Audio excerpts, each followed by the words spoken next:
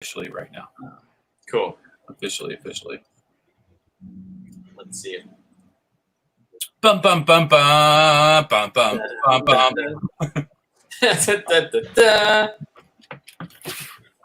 Nothing's live except for. Give it a second. I really, it just popped up on my phone. All right, yeah. So we're going live. We're live now, but we're gonna kind of tinker around here for a little bit. We're gonna get a link out to Facebook. Sean is already here. All right, I'm gonna. Shauna. Hey, Sean. One is the loneliest number, Sean. Thanks for joining us.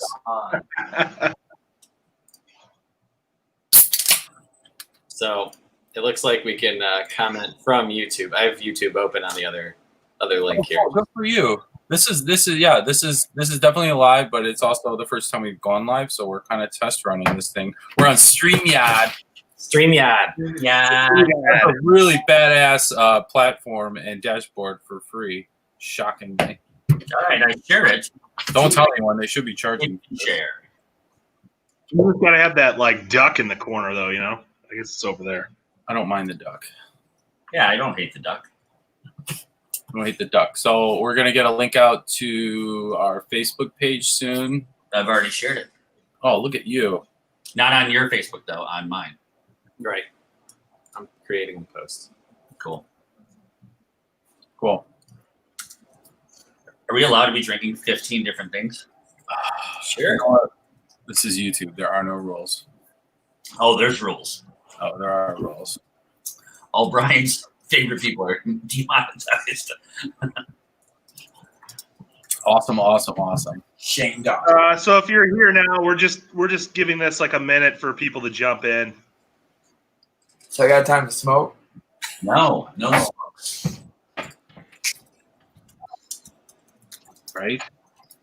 Ryan, your tattoo's really popping right now. The other one, what do you mean, which one? You don't have a tattoo over here. No. Is that considered a dickie? Yeah, that's a dickie. So that's what those things are. I thought they were like a half shirt. Yeah, Christine actually found this and bought this outfit. That's wild. Yeah. That's wild. Right in time for our live show, and I put it on. I was like a little bit too fat for it. I was like, okay, that's not good. All right. Well, guys, I'm pretty sure we've maxed out our viewer room. I don't even think they're going to let anyone else in. We were at 4. It's been a minute. We might as well get the show going. It's pretty impressive. So we're going to get the show going. Awesome. Check it out. Host view. Boom. You know you like it. So welcome to the Midwest Brew Review. We are live streaming on YouTube. We put links out to Facebook, but obviously they're not a big fan of this platform. We'll see if anyone gets it. If you're listening, go ahead and share that link, like and subscribe to our platform, please. Today we have Matt and Brian, as always, with the Midwest Brew Review. You can find us on Facebook and YouTube. Please subscribe. We put out a weekly video about craft beer. That's what we do. And we also have 2 goofballs on the side. This is Mike and Ryan with Pilots Watching Pilots. This is a show about pilots that watch your favorite pilots of TV shows. It's on YouTube. They made it really complicated for you. So you're going to have to go to It's Raining Babies channel, which is like the mother station, I guess. Is that right, Mike? Can you explain this for us? Yeah, that's the brand, and we just had this show. We've done videos with obviously Brian and Matt forever. We had a channel forever, and then we decided to try a full-time, committed to a show, a weekly YouTube show, instead of just making videos at will and whatever. And so that's what we've been doing with Pilots Watching Pilots. Yeah, and there's also an adequate amount of drinking going on the show. You guys It's are a drinking show, yeah. Used to beer and other things, so yeah, good guests to have. What we're doing. Yeah, exactly. So the reason we're here, our roundtable discussion is: what was your first craft beer obsession? What is that beer that got you into craft beer, into the industry, or the gateway beer, whatever you want to call it? First love, the OG. Not necessarily the first beer you ever had, but that one that really kind of tipped the scales or got you obsessed about a certain style or a certain brewery or whatever. So that's what we're doing today, and we're gonna kick it off with. Let's kick it off with Matt. So Matt's gonna tell us what you got, and we'll go around and talk about it. All right. Of course, I forgot a bottle opener, but mine is kind of one of the big hitters of my early and still young craft beer career. Like the first adventure I kind of had with craft beer was a Black Friday standing in line for Bourbon County. So Bourbon County was the first big stout that I had. Thank you. That sort of made me say, "Oh my God, is this even beer?" I had no idea what a stout really was supposed to taste like, other than Guinness, and I of course fell in love with it, like so many people had. This one that I pulled out is from 2017, so I'm gonna go ahead and give this one a go. And first time I did it, or first time I stood in line, it was at a Jewel in Lisle, Illinois, and it was a lot of fun. I mean, people were just chilling, and I kind of at the time didn't really realize that people stood in line for beer. So so that was an eye-opening experience for sure, because we've stood in some lines before if you've watched the show. So yeah. Well, I'm guessing you didn't get a prop that year, probably, No. right? No, I did not. But I'm going to go ahead and pour that out because it's delicious. Like I said, 2017. Guys, do you have what are your thoughts on Bourbon County? I mean, I know that's a very general, big question, but It's the best. I mean, I think it's like the stout that everyone goes to because it's the best one, right? Like everyone can beat something with a variant. You chase these variants of different kinds of beer, but you're not a base stout. Still, Bourbon County's number one, right? right. And I don't even like Goose Island, man. Yeah, you're not a big Goose Island fan, but you are a big Bourbon County fan. Yeah. Where is Bourbon County? Well, Bourbon County's in Kentucky. That's where they make all the bourbon. Yeah. So it's named after that entire area. Yeah, I didn't know. Yeah.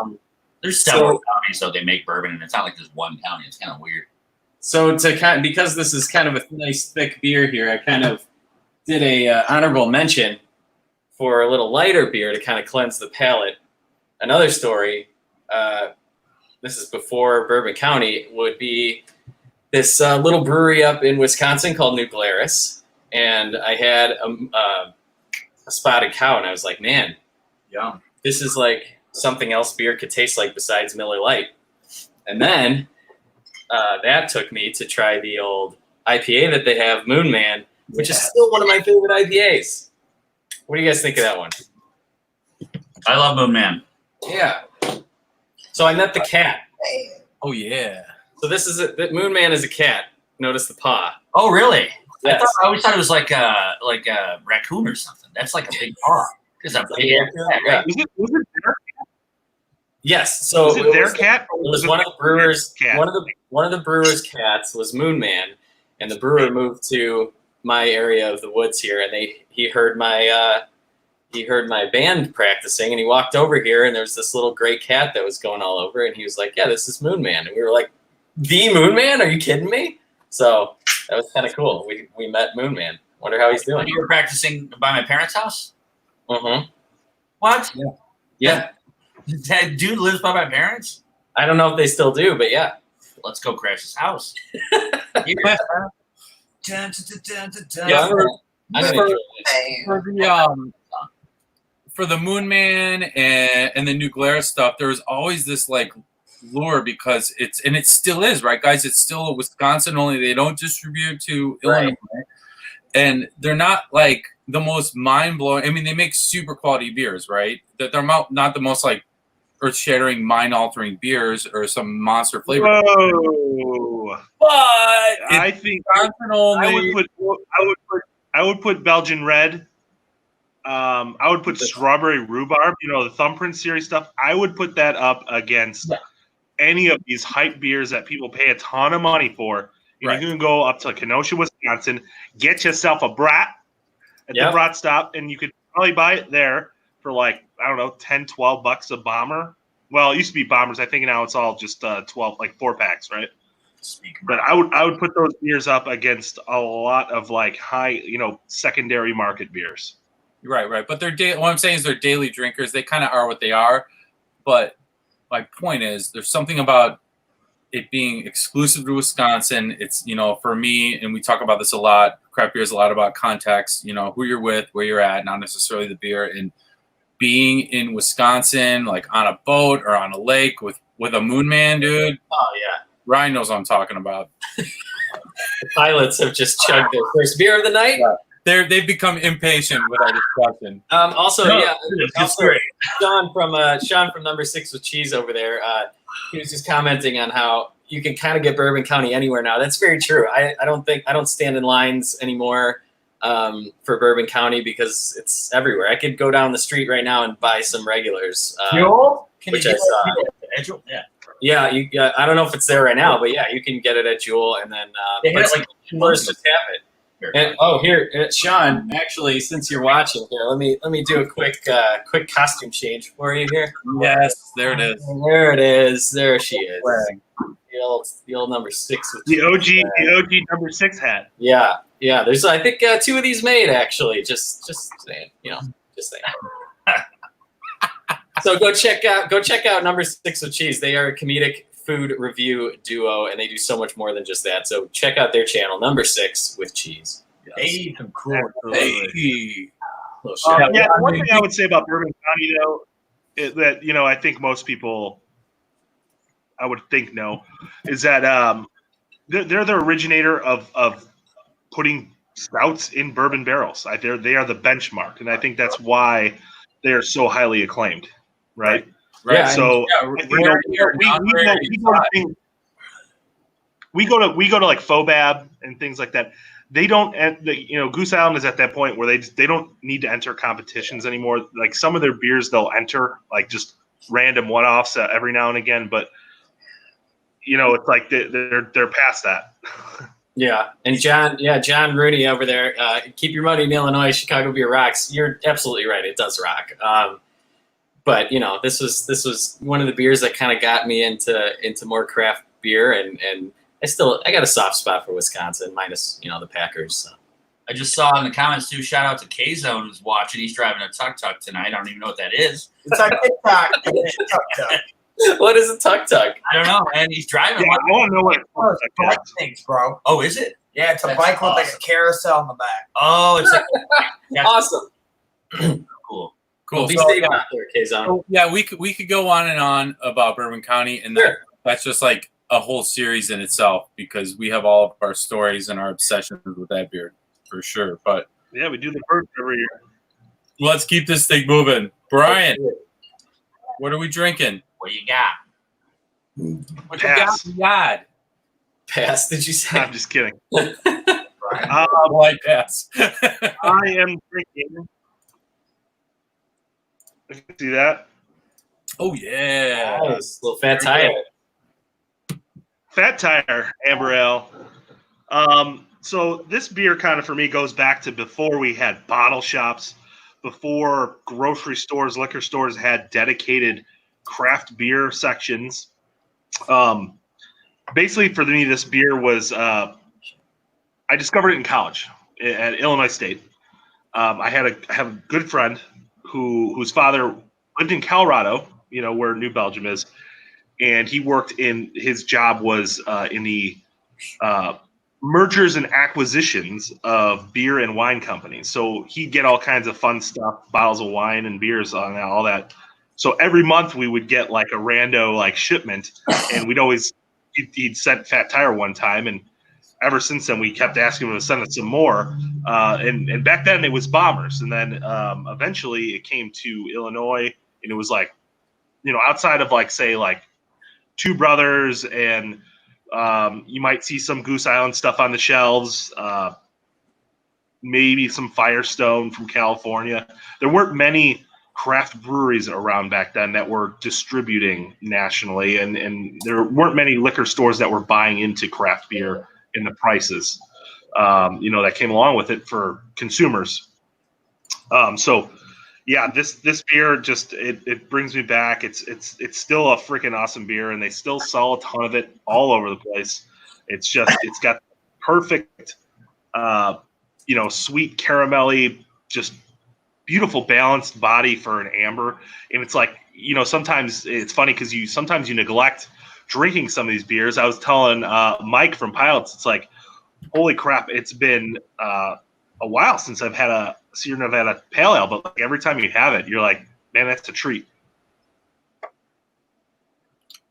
I think one of our first homebrew kits was an amber, if I remember correctly, Brian. Like that. I mean, that was just a quintessential, like, easy drinking beer that everyone wanted to either make or was involved in, especially through the '90s and into the early 2000s. Like that was a great gateway in amber into, because it had a little sweet touch to it usually, that to get people starting to dive into craft beers. So yeah. And even for me back then, it was a lot about like a lot of like European beers. A lot of European beers would be on shelves. So I'd be like, before the Fat Tire, I was way into trying a bunch of those. Like I remember, what is it, like Kvaak, Kvaak, and stuff, and beers like that. Trumer Pills, and, they weren't all winners, but that's when I was like totally into just trying different things. Sweet. Cool. I remember when Fat Tire first came to the bars around us, like I won't name the bar, but they didn't even know like what to do with it. They were selling it. Like if you ordered one, you got a bomber, no glass. Like it was just like, and you're like cranking a bomber of Fat Tire at the bar, like.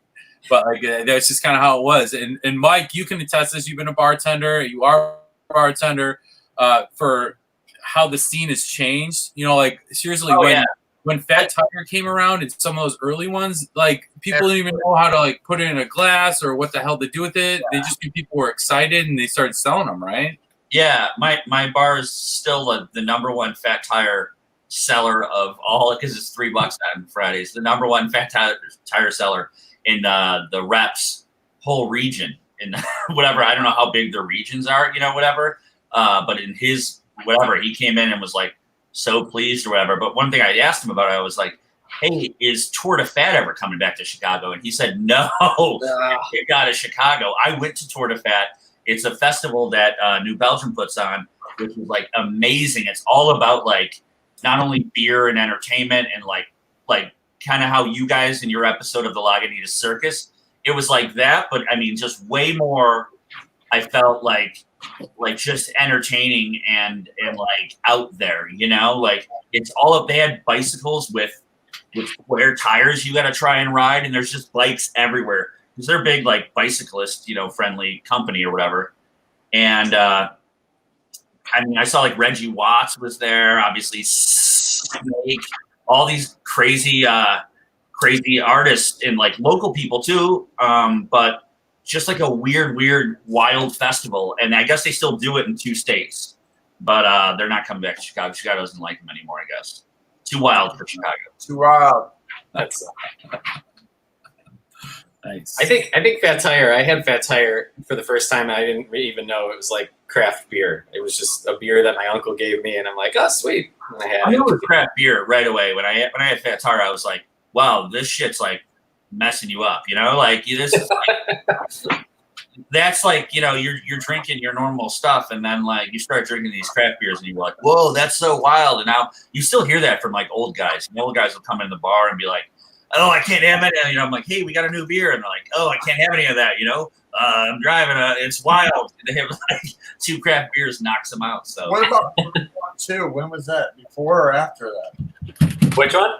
3, 2, 1, 3, 1, 2. 3, 1, 2, like the area code. Right. Was that after Flat Tire? I'm not sure. I don't know. Flat Tire. Flat Tire. Oh, it is Fat Tire. Yes. Fat Tire.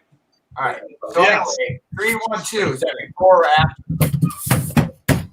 I don't know. It's not a bit. This is Sam. I'm just curious. Well, I can Google it, I guess. I'll have to get back to you on that. I think it's Flat Tire, by the way. Oh, Fat God. Tire. You and every other 74-year-old man. Whatever. So If you're just joining us, this is the Midwest Brew Review. I'm Billy. There's Matt and Brian. We have Pilots Watching Pilots. Mike and Ryan, the host of Pilots Watching Pilots on It's Raining Babies YouTube channel. Please go check them out. Mike's an avid craft drinker. Ryan is a novice, but that's okay. It's good to get some different opinions, right, Ryan? Like Ryan, I have a question for you. Besides, where did your sleeves go? What was the first craft beer you ordered at a bar that you can remember? I need to have this. Man, all right. I am not a craft person like these. Yeah, what's the guys first are. one you did at a bar? Can I tell a story? No. I'm not a craft person at all. I mean, these guys go to different breweries around here. There's Skeleton Key, Alter, Eichen Oak. I haven't been to Eichen Oak, so I don't know what it is. But they're actually really good about like saying, "Hey, you're gonna like this beer." So like, all right, cool. I'll be able to hang out with you when you go there. You know, we go to Skeleton Key. I'll have Mayor Wilson. We go to Alter. I got Centerline. Right? They're light beers. I don't know marshmallows and graham cracker and whatever the roasted almonds dipped in chocolate. I don't know any of that. I just like beer, right? I'm a Miller Lite guy. So years ago, a friend of mine was like, "Hey, you want to get into this?" This is like when the whole IPA thing was a big craze. And I was like, yeah. I mean, whatever. I'll try it. I mean, I like Miller Lite, whatever. He's like, all right, try this. He's like, it's got to be light, man. It can't be heavy. And I was like, all right, I'll try it. And so when I was told we were doing this today, I was flying from Guatemala, and then that dust storm hit us, so I was a little late to the parade here. And I went to, I don't know, 2 or 3 bottle can shops to try to find this stuff, and it was out of stock everywhere. I was like, oh my god, it's still a thing. Like, this is like really, really, this is old. So I was like, I don't know, what am I gonna do for the video, whatever. And I was at Jewel, and sure enough, I found something out of nowhere. It was really crazy. And I'll bring it out. It's really good. I don't drink it all the time. It's just once in a while. And I can't wait. I can't even wait for what this is. It is tough. Oh no! This is summer and refreshing. Wait, for all you folks. Hold on. It's cheap. It's like $12.99 for a couple. I recognize that can. There you go. Oh, Bush Baby. Light IPA. Oh, No. It's Bush. See, that's how you get confused. Bush IPA. It's Bush IPA. IPA. Okay. It's got that Why would it be tart? What's in there? corn based on How those hop notes coming in? Where you at? Pumpkin corn. Is hop a root or a tree? It's a root tree. I mean, they're good. I mean, it's a little Earthy. it's a little gamey on the back end, but it's really It's it's gaming. smooth, man. It's smooth, but I mean, that's my pick, guys. Be sure you like and subscribe. Oh God, here we go. He's doing the thing. He's doing the thing. But it's good. It's good. It's a nice light beer. It's affordable. You can find it in Illinois at least. I mean, that's my pick. All right, Mike. I'm gonna throw it to you. Mike, tell us about the beer or beers you brought, and and let's try and put this thing back on the tracks. How about it? Yeah, so I brought Sierra Nevada Pale Ale because I think it's just like easily the best, cleanest, like regular pale ale you can get. It's super hoppy for what it is, so I don't know the deets and why it's not an IPA. You know, I think there's a lot of stuff like Popular Kid and stuff. You're using different hops and different styles, but I mean, essentially, it's as close as you're going to get to that. I think it's like the perfect pale ale. I love it. This one is Crankshaft Metropolitan. This came out, I think, in like around me in like 2010. Probably came out a little bit before that. As a company, I don't know how old they are. They're not super old, but 10 years is old for craft, I guess. Yeah. And in like 2010, 2011, they were $5 at the bar that, we all met each other at. And I would crank the shit out of these all the time. They were just so, the name's Crankshaft, and you just crank them. Like, I was like, oh my God, you can like craft beer. Like, wow. But then, your bill was like way more expensive than ripping the $2 beers. And, but didn't take as many because you'd be messed up. These were so fun. I'm drinking it now, and it's like bringing me back to how fun it was. Honestly, Mike, I remember when our local bar that we hung out at got those, like you said. We crushed it. 2010, and you were just crushing these things, and it was like, they're like, oh, well, you want to try something else? And then they got like what was that, Prohibition 19 or something? What was that? Oh yeah. I can't remember, but yes. I don't know. It wasn't as good. They got a couple other ones, but it was like all about all that crankshaft. Give me another crankshaft. There was like $5. I'm like, $5 for a beer? Are you kidding me? We were losing our damn minds, especially because this was right after 2008 recession and shit. So like no one had money, and $5 for a beer was like a lot, but it was like, wow, the flavors you're getting out of craft beer was like, whoa, it's so cool and fun. And, I had homebrewed in like 2004, a ton of stuff all the time with the Mr. Beer Kids.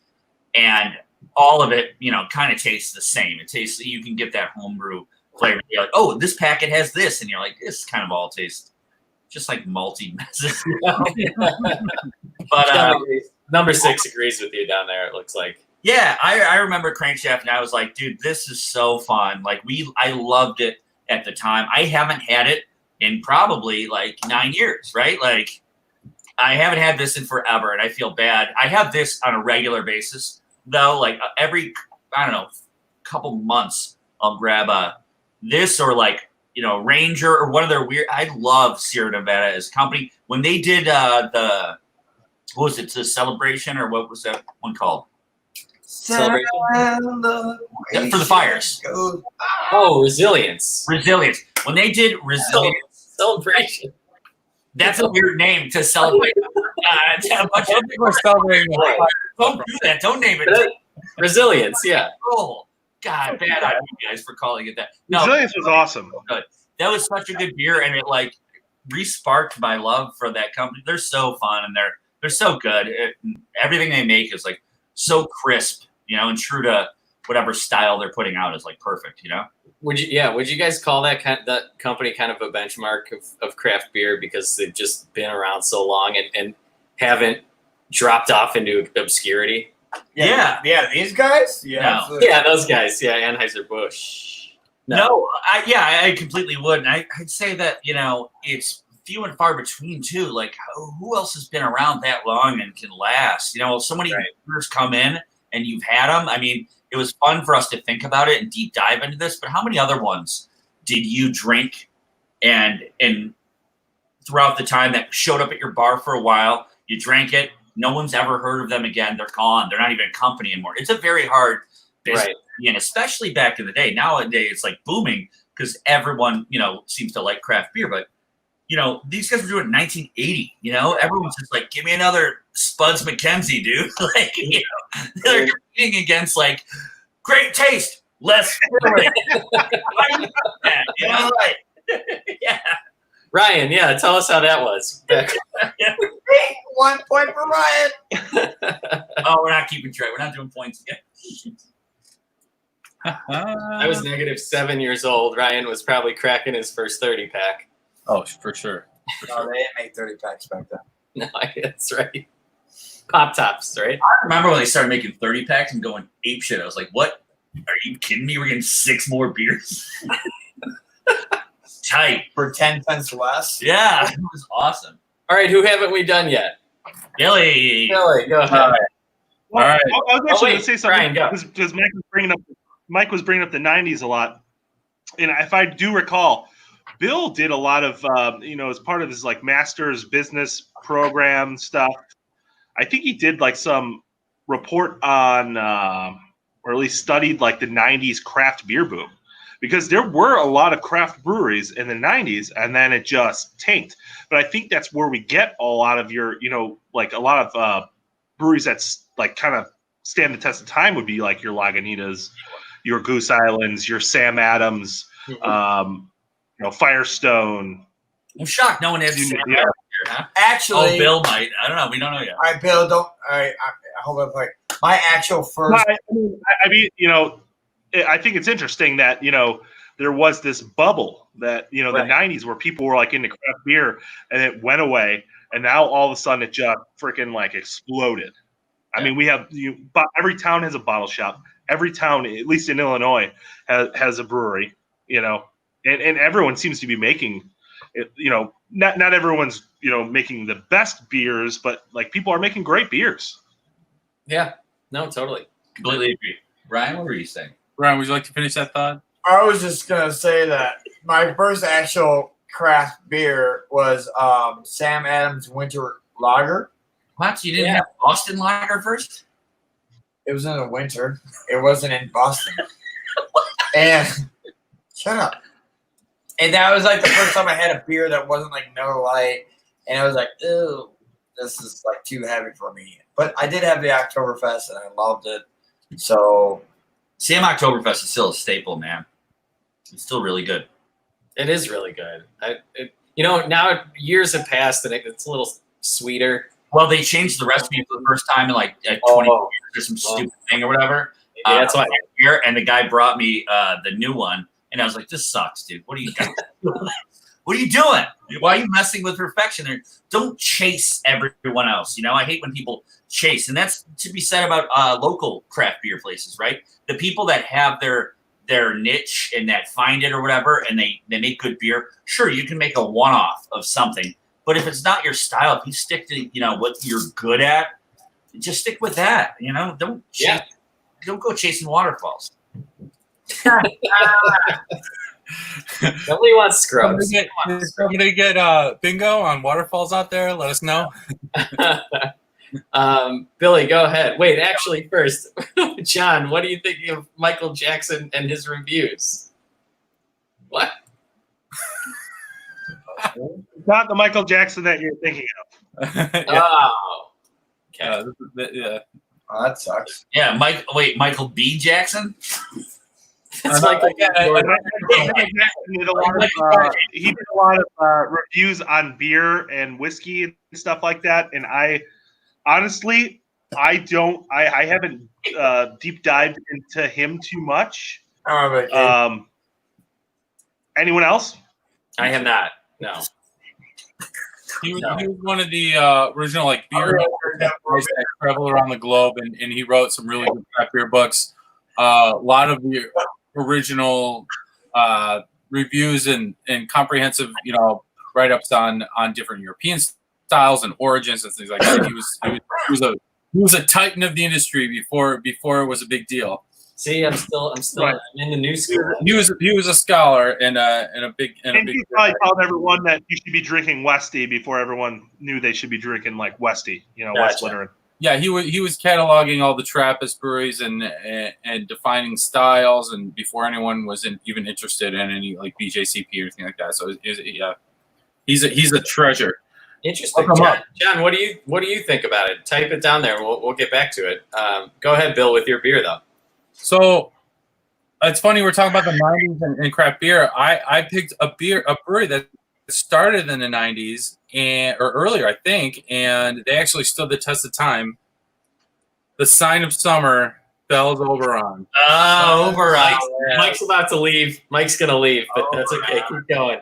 So I really do like Bell's though, and I used to really like Oberon. So I know I shit on it now, Matt, but I used to like that. So yeah, yeah. I mean that's kind of why I picked it. I really wanted to revisit an old friend. It was like one of those beers that big beer for a while. huge. What's that, Brian? It was a big beer for a while. Like, you're right. I think it's a great choice. It's still a massive seller for them. Really well selling in the Chicagoland area. They do really well right now still. Yeah, exactly. And it's funny, Ryan was joking about having a Sam seasonal, before the actual Sam. I think I had the winter lager before the Boston lager too. No joke. Because that one showed up on rotating taps in Illinois bars. It always just kind of popped up and you're like, You come home in the holidays and you're like, oh, let's get something special, and I want something a little different. It was either a Guinness or a Sam Seasonal for me, but Fucking winter lager. there you go. See, he kind of knows what he's talking about sometimes. You never went to Famous Dave's and just ripped a 23-ounce Boston lager? You're go to Famous Dave's, have a freaking slab of ribs and a hot link, and a 22-ounce Oberon. Exactly. So From the Midwest, if you want. this is one. So yeah, this is one of the first ones that I really kind of like. More of like a summer seasonal or a seasonal beer. I was more of a seasonal beer guy. I was like, oh, that's kind of special. And you kind of got that little lure about it because it was seasonal. It was fleeting. It was something you could only get in certain months out of the year. And it's funny that nowadays with craft beer, everything is exclusive. Everything is month to month, season to season, week to week, one-offs. Like everything is exclusive, and you got to get it when you can get it. And that's just the way the marketing in the beer business is gone. But for me, Bell's Oberon, it's if you don't know, it's an American wheat ale. And original, I don't know if in the can still, but it was a bottle conditioned, unfiltered wheat. And it was, it tastes like it has spices in it, but it does not. It's more of a hop and malt and a ton of wheat in there. So that's giving you a little bit of spice that may kind of remind you of Blue Moon a little bit. Maybe that's where Blue Moon got some of their notes from. Who knows? Because this beer's been around since the early mid-90s, and it actually had a different name.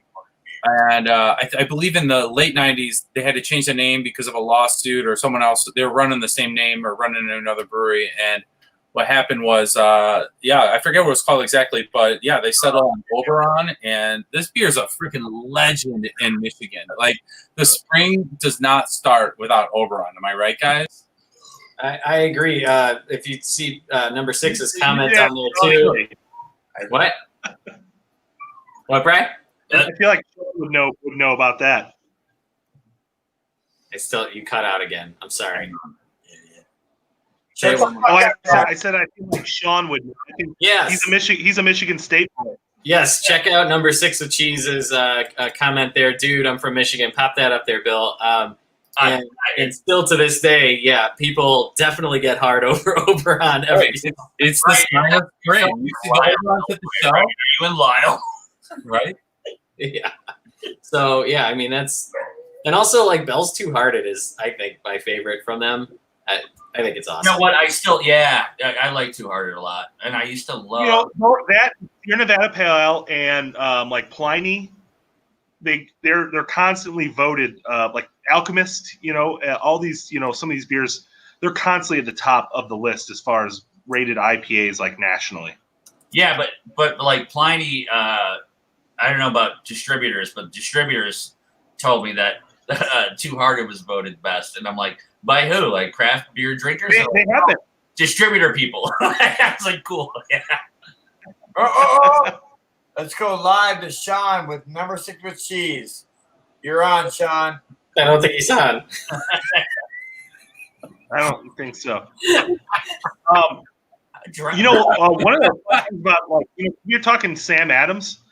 Yeah. And one of the fun things that, like, what was it, Mark Hedrick at Alter was saying, he's like, Oktoberfest keeps starting earlier and earlier, and it's because Sam Adams so much of their Oktoberfest beer that it's like basically Oktoberfest starts when Sam Adams decides to release their beer. You know when it started last year? And it always starts earlier and earlier and earlier. I got the message from the brewers last year in June that they were getting it in July. They're like, we have it in July. You're out of control. So don't be surprised next month if you see Sam Adams Oktoberfest on the shelf. Yeah, he's like, dude, we are gonna have it probably in the middle of July, and we'll start rolling it out. I'm like, what? Are you kidding me? I mean, I get September, but not July. And they're like, but it sucks. I mean, I can't believe maybe this year. I don't know any details anymore, and I'm not gonna find them out. I guess spoiler alert. I don't know the details, but they changed the recipe after like 20 years or whatever, and that sucks because that was like one of the best. That one and that one, you guys are gonna know the one with the pumpkins all over it. Pumpkin. Pumpkin. Yeah, that was like those are the two best Sorry. Oktoberfest beers, right? There's like I like punk. Are you talking about Dogfish Pumpkin? I'm not a big Dogfish. He gave me Dogfish. I had a whole mess of them. They That's gave the me only like one I can tolerate. 12 beers to try, and I was bartending one night, and I'm like, yeah, whoever's at the bar, let's just rip through these and find out which one we're gonna put on the shelves. Fun. So speaking of like October, or wait, what were we just? Something came up with Leinenkugels. What were we just talking about with Leinenkugels? Oh, Liney's. Oh my goodness. So my question, I don't know what it was. Now we're going back. Definitely drank a lot of those in college. What's that? Definitely drank a lot of Liney's in college. That's Yeah, for sure. so- It was so the my- cheapest beer. So my question to you is, were they ever a craft beer, or did they become mainstream, kinda, or I what? never thought Leinenkugels was a craft beer, No, maybe. All right. but maybe to you guys, yeah. No, I mean, I never looked at them as a craft beer I company. feel like Bill would know the answer to this one. No, the They've town, been around for a very long time. Chippewa Falls, right? yeah, Chippewa Falls. yeah, it's in the Shandy. middle of nowhere. Sorry, I've Shandy. just never looked at them as like a craft. No, company. I haven't either. Technically were, because craft was like a label based on how many barrels you're producing a year or whatever. So I don't know. They probably were. I just never looked. I always looked at them as a big guy, and then they got bought out, and so I'm like, Yeah, me too. Same. Yeah.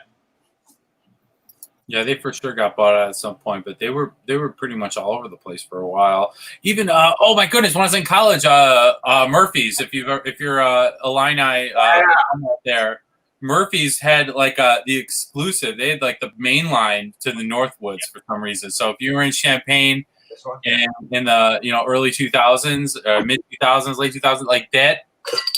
The Murphy's had like everyone on tap for some reason. They had the canoe hanging over the bar, and we're talking about Yeah. bar too, right? I was was at ISU. It was called, the bar was called Lunker.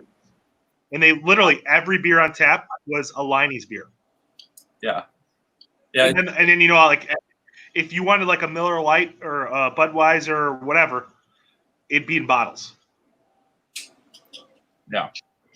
So we've all gone around the table. We've all shown what we're drinking. If you're still out there watching, we appreciate it, and we hope you're subscribing and hit that notification bell because you will get more notifications about all the videos we put out, especially these live streams. We're definitely going to do this again with more guests. Thank you, Mike and Ryan, for coming on.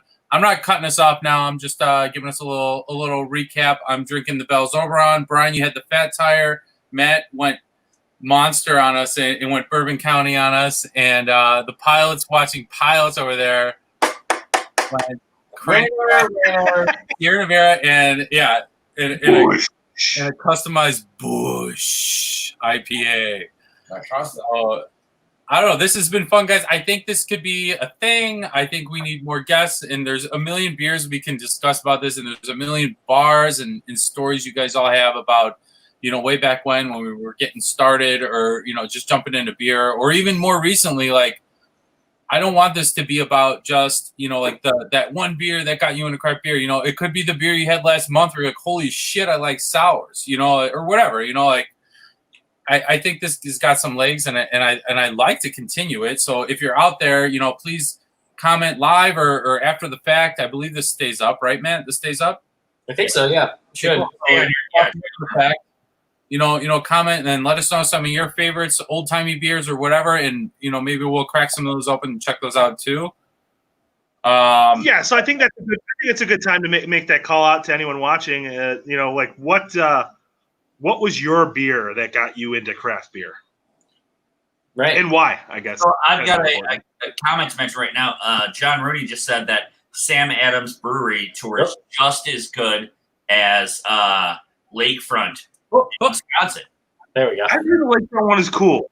And so now I haven't been to Lakefront like lately. It's awesome. When I went to Lakefront Brewery tour, it was you rode a boat and you went to Rock Bottom, Lakefront, and another one. I don't even remember because I blacked out so much. It was so fun, but you took a boat in between each place. We started at Rock Bottom, then we went to like another one, Lakefront or whatever. I don't know the order, but it was so fun. You did Laverne and Shirley. There was a Laverne and Shirley bit. They play the music. You got a glove. You get to put the glove on a bottle of beer as it's passing by, like the show. It was fantastic. The whole day was awesome. It was $30 for the tour for 3 breweries, which is like unbelievable. And you're on a boat cruising down the lake in Milwaukee in the summer. It was so. I heard they don't do it anymore, but that was something else. So if what do you call it? If Sam Adams' tour could beat that or tie that at least, I want to check that out. So thanks, John Rooney, for bringing that up because I want to check that out. One thing I really want to have is Sam Adams' Utopias. I've never had it. Would love to try it. So I know it like it. I've had it, and it was at the. You had it at a FOBAB, right? I had it at the first FOBAB. You guys were not a part of that, I don't think. You did not come to that one. But the very first one, me and Christina ran to that place. FOBAB ever or your first FOBAB? Christina and I. It was the grammar from Ryan. God, right? Called out again. Yeah, Christina and I's first FOBAB. Okay, your first. Okay. Yeah, I thought we were at the first one. I was like, you were at the first FOBAB? No. Oh, you mean like your over to Sam Adams and tried the Utopias, and it didn't taste like beer to me, which is fine. A lot of these don't, but it was crazy. It was really strong. It was very good. I don't know. I'm trying to remember what it tasted like. Christina, super smooth. Dreams. I wanted to drink me. It sounds like beer fest right now. You got like this much, and it was like this huge flavor and very strong. I remember it being. But yeah, there's my experience with Utopias. But yeah. Ooh, is Timmy O'Toole's the bacon bar number 6? Oh, Utopias at He Timmy just said O'Toole. he ordered Timmy O'Toole's. Like, can you throw that comment up, please? Mm-hmm. Boom. StreamYard. Is Timmy O'Toole's the weird downtown bacon bar? I haven't been there, but I've been told amazing things. No, he says that's Patty Long's. Okay. All right. Obviously, the Irish thing, you know. Right. Brian, you piece of shit. Also, what was the other one? Can't be right all the time. Oh, what do we think, John? What do we think of 3 Floyds? Yes, I was just about to get to that, man. Yeah. Who wants to go first on this? This is a question, my friend. Who's dialing up? They just released and did an online sale on the Dark Lords, and yeah, so there's a lot going on with Floyd's right now. While looking at Obviously, the Dark Lords. Wait, hold on. Mike, go first. All right. While looking at beers for today, I saw Robert the Bruce sitting there, and I'm like, man, Robert the Bruce and like getting Gumball Head was like one of those, like, it wasn't the first though, you know what I mean? We're going like your oldest, one, but that was so iconic is finding that. But that was like 2013, 2014, trying to find those beers because it was so scarce that a place would have them.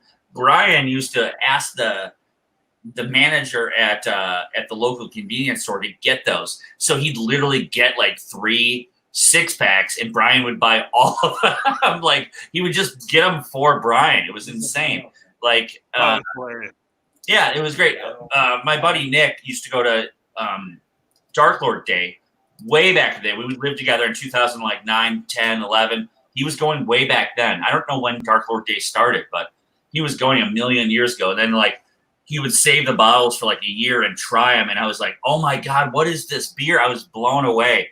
But he's like, I can't drink a whole one of these, And I think still to this day, that's kind of how Dark Lord is. It's a shareable beer, You don't 100%. sit around and just crank a Dark Lord like, yeah, I'm just about to go to work. I'm a Lyft driver. And you just crank a Dark Lord. Yeah, no, you can't do that. Can't do that for sure. I went to Dark Lord Day. Brian's been there. Billy, you've been there as well, I believe, right? Yeah. I thought I had a lot of fun. Actually, I went with Sean from Number 6 with Cheese and Christina. His video was better than your video. His video was better than my video, yes. Number 6 is getting an awful lot of shout-outs during this. I mean, they're the only other like channel that's on right now, right? We have great, so good. I love that video. we have great fans over here. We have like a couple of Actually, watch. they're doing like hot sauce stuff. And they've been like, I actually absolutely want to try that truff sauce, but I want to actually. We should get them some Gindos because that's like a local favorite here. Yes. Yeah, Sean. It's about time You get like an address from you, and we'll send you some Gindos or something. They pound the pavement at the farmers markets out here. It is a mom and pop. They have a really cool YouTube. They do Facebook Live too. It's a lot of fun. They give away bottles of hot sauce. These guys are so good, and it's a passion project for them. They bottle out of their home, I believe. I mean, they've done like, and somehow they've done a craft of hot sauce, craft beer of hot sauce. Yeah, somehow they've done a hot sauce channel. Yeah, Midwest hot sauce review. Yeah, Kindo's is awesome. Midwest what? Hot sauce review? Maybe. Well, we'll see. All right, got off topic. Sorry. All right, Floyd. Back to Floyd's. Brian. Anyway, three Floyds for me. For me, that was another beer that, and Billy, I think you can attest to this. Motherfucking Panzerwolf, right? Oh yeah. Panzerwolf. That beer is awesome. Zombie Dust is awesome. Blot Out the Sun was like Wig Splitter, and obviously Dark Lord variants. You know, it's unfortunate they had to close their tap room recently, the brew pub, but I think they might have some ulterior motives behind that. But save that for another show. Maybe, yeah, that's another topic. We should just interview him flat out. In general, I would say yes. Three Floyds, 3 Floyd thumbs up. Awesome. Yeah. Well, for me, I agree with all. I think we all loved 3 Floyds or loved 3 Floyds at one point. We're obsessed with trying to find a 6-pack of Zombie Dust or even single bottle sales, which is weird to think that we were hunting down single 12-ounce bottles of an IPA at one point. But and Brian, all the beers you name are super great and they were awesome. But I feel like we're having a conversation from 10 years ago. So for me, it's like, Wasn't that what this is all about, right? I thought we were talking. That's what we were talking about. That's all. Yeah, but the question was, right? what have you thought of 3 Floyds? I'm like, that was awesome 10 years ago. What have you done lately? They've been. I feel like they've been resting on a lot of their old recipes and a lot of their old beers for a long time. Yeah. I want to see progress. I don't know. I don't know about that. Billy, I saw an ad on my phone earlier for like 3 Floyd's beer. And I was like, is this brand new? And I showed Brian. He's like, I've never had that up. So I think they maybe are coming out with something new. I hope so. Beer, Brian. Do you remember what it was called? Mike, you know what that would have been? It was called War Mullet. It was a double IPA. They're coming out with a new double IPA called War Mullet, Billy. So I hope you're happy with that. Also, hey, Bill, there's a little brewery in Belgium called West Vleteren. They've been making the same beer for, I don't know, 1,000 years. Maybe they should change it up. It's high time they threw a hazy in their lineup.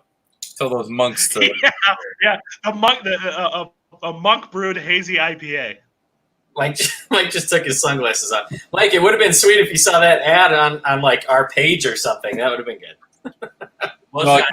We could spin off on this forever, but there, Zombie Dust and all. That was a Citra hop pale ale. Citra hops were massively they were amazing, but they were very scarce at the time. They got in on them early. Why? I'm definitely bringing that beer to another one of these roundtables because they got in on them early and they were so good. And people were like, "What the hell is that?" But nowadays, Citra hops is literally in every IPA that you find on the shelf. It's like almost like a malt is like a base malt.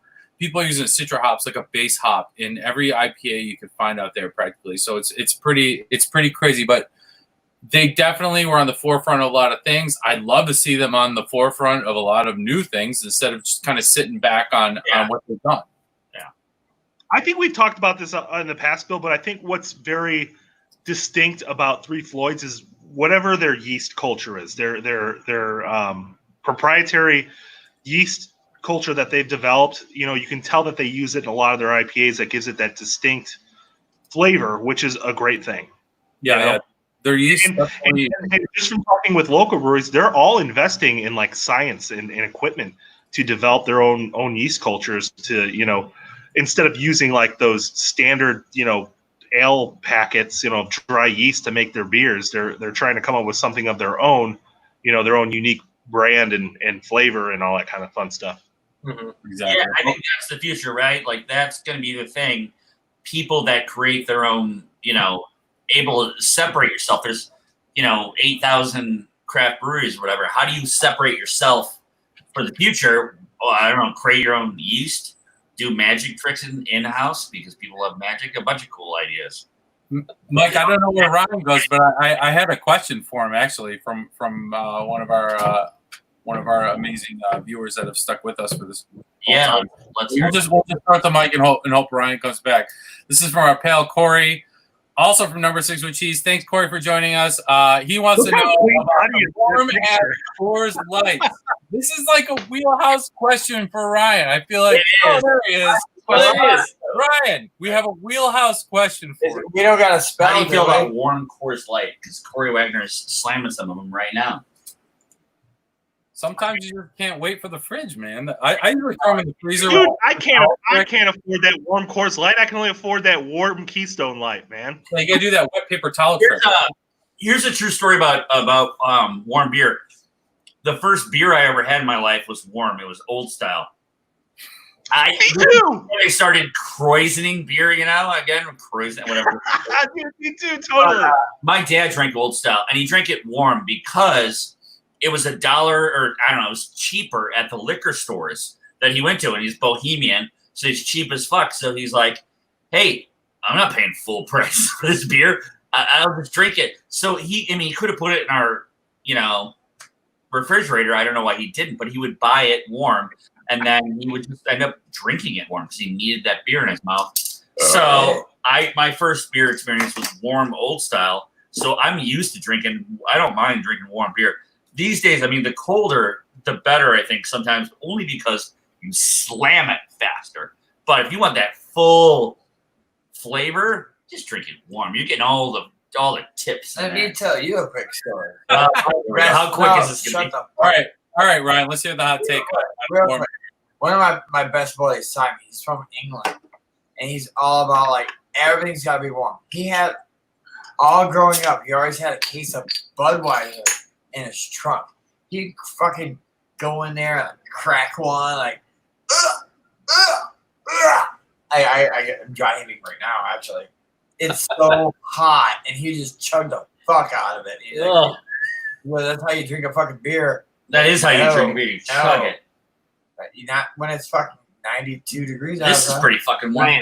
Ryan, can you show since Corey just joined us, can you show him your Bush specialty beer? Yeah, where's your can? Okay, it's not Bush for one. It's Bouchard. Bouchard latte. There he is. Oh, there. Yeah. IPA. Look at, dude. They have really good like decorations on there. Look at it, like corn, line work, the calligraphy. Yeah. I mean, they spent time on that. Like, you can't tell you work at Michael's.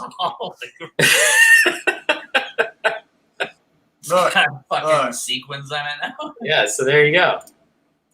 It's a Boucher IPA. Bobby Boucher latte IPA. It all rhymes, so it's good. Yeah. Sure. Here, drink this. Try this. Who's got a good mosaic beer? John Rooney wants to know. Ooh, good question. Oh, fuck. Who's got a good mosaic beer? Hell no. Just try it. It's kind of warm. Ugh. Corey, this is for you. Ugh. No, try it. It's kind of warm. Just do it. It's Don't kind of warm. Shut up. We'll get to it, John. Hold on. Shut How up. do I throw that up? I'm Oh, throwing. he's gonna hate that. So we're back. For all the comments, and thanks for sticking with us. For me, mosaic beers. You know what's a really good one is, and we can never say enough about these people, is Sketchbook. Night Game. I love Absolutely. Double ass IPA with straight mosaics. There it is. God damn it. Matt, I love that. And it's brewed with honey. And what I love about this beer is that you can actually taste the honey in it. If you drink Hop Slam, How are you drinking? oh shit! If you can taste the honey, like I don't drink. I think it's just to pump up the ABV. But Sketchbook, they've actually, I think, used either Day Game, the lighter version, or Night Game. They actually won a contest. It was a contest about honey beers or a honey competition. They won the beer category for it. So good on Sketchbook. Check out that Night Game with the mosaics. You get this. Brian will tell you about the hops because Brian's like obsessed with mosaics like I am. So go ahead, Brian. Yeah, that's a great. Mosaic hops are known to give off that like blueberry vibe, that blueberry flavor. And honestly, with the honey, and Bill couldn't put it any better. It's, if you like Hop Slam, honestly, I think you're gonna love this beer. For real. Can we think of any other exclusive like mosaic? Out of market, I think of Bearded Iris. I know I think their flagship is a mosaic, but that's very good. Yeah. Where are they at? Kansas? No, they're southeast. I want to say Kentucky. Somebody can look it up, but yeah, I think they're Kentucky or Tennessee in that area. Did you guys just take a shot of Malort without me even noticing? Not Malort. No, baby. Mango flavored vodka. It's actually good. Because number 6 with cheese has just asked, anyone have Malort in the house? I've got barrel aged Malort 5 feet away right there. In his bedroom. 2 bottles of regular Malort over there. Oh, there goes Ryan. Damn, dude. That was regular vodka. Fuck you, that was not regular vodka. Vodka. God, this guy. Hey, here's a beer I want to talk about real quick. That, I want to get your guys' opinion because I think it's so good. And I guess maybe it's not craft, but it's like one of the earliest beers too that I fell in love with. George Killian's Irish Red. Oh, I love George Killian. What's better than a fucking All right, George Killian's Irish Red was the high school beer, right? Let's be honest. That was so That and good. You got your hands on a Killian? Are you kidding me? That beer is so good. Gilligan's Red. Gilligan's. He goes Gilligan's Red. Gilligan's Red. Gilligan's. Oh, God. Ryan, that was just a vodka shot. Read it. It says vodka. I didn't trick. George Killian's was like you go to the high school party and someone had George Killian's and you're like, ooh, that's like a special treat. Will you bring in like your warm MGD? Yep. If you had Killian's or in college, if you had Killian's or a Coors original, not the banquet, but the original. If you had a Coors original or a Killian's like 6-pack, it was pretty much your birthday.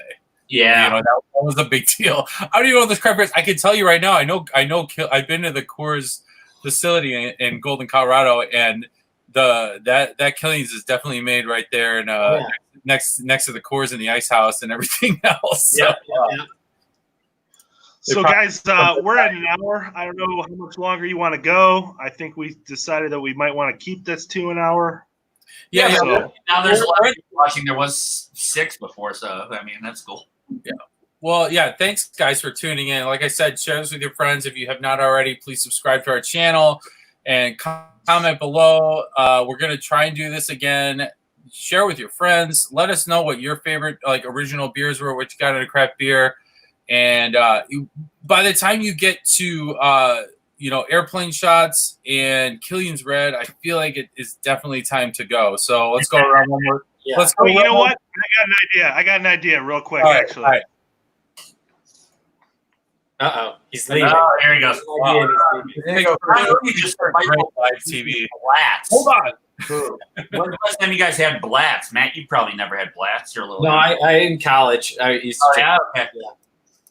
I haven't had Blats in forever. Schlitz, we have Schlitz. Me and Matt have Schlitz regularly. Yeah, we drink Schlitz.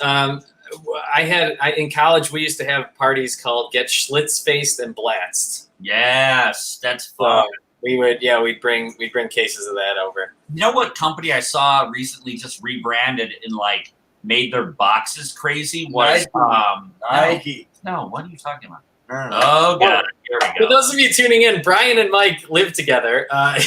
He's just gone into Okay. Mike's room. Frame. Not happening.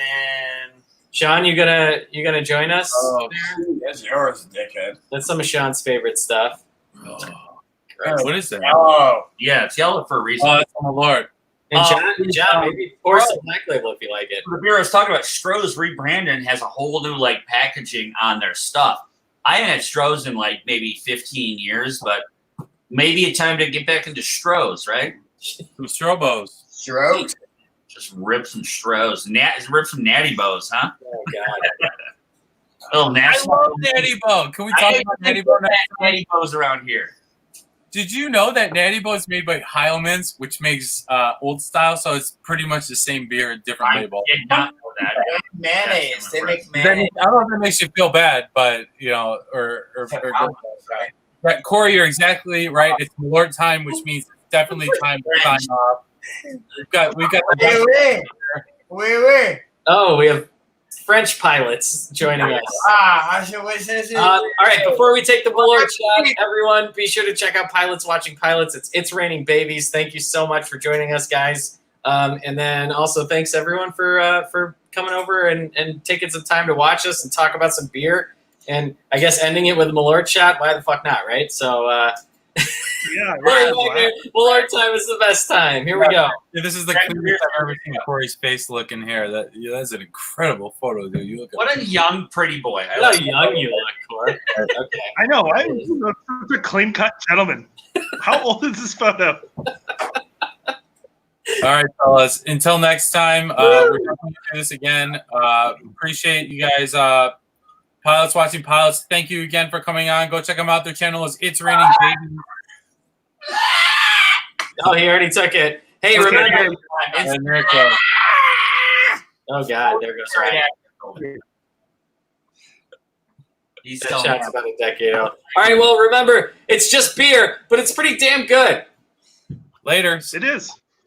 Oh, Cheers. Bye, buddy. Hope you find your dad.